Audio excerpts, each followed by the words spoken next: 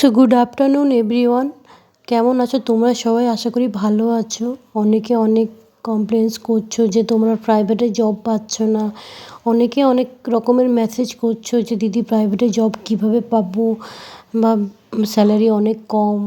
তাই তোমাদেরই চিন্তায় অনেক খোঁজ খবরের মাধ্যমে আমি সেল আইএসপির বার্নপুর হসপিটালের ভ্যাকেন্সির ব্যাপারে জানতে পেরেছি, যেটা হচ্ছে HLL লাইফ কেয়ার লিমিটেড তাদের নিয়োগ প্রক্রিয়াটা হাতে নিয়েছে, যেখানে বলা হয়েছে অ্যাপ্লিকেশনস আর invited for recruitment of following man power on third party contact for deployment outsourcing at Burnpur hospital SAIL ISP.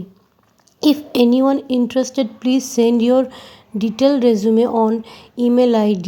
একটা ইমেল আইডি দিয়েছে, ওখানে তোমরা নিজেদের রেজুমেটা পাঠিয়ে দিও। কন্ট্যাক্ট নাম্বার দিয়েছে, যদি তোমরা বলো তাহলে পরে প্রোভাইড করব। তো লাস্ট ডেট অফ সাবমিশন হচ্ছে, মানে ইমেলটা করার লাস্ট ডেট হচ্ছে 23 নভেম্বর 2024।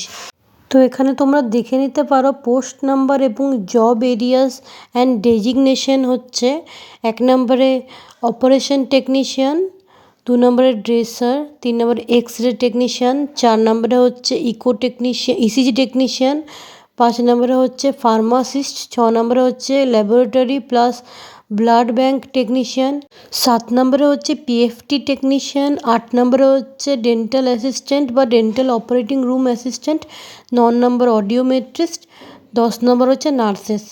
তো এখানে বলেছে 1 বছরের এক্সপিরিয়েন্স হচ্ছে ম্যান্ডেটারি, আর 18,000 থেকে 20,000-এর মধ্যে স্যালারি দিতে পারে।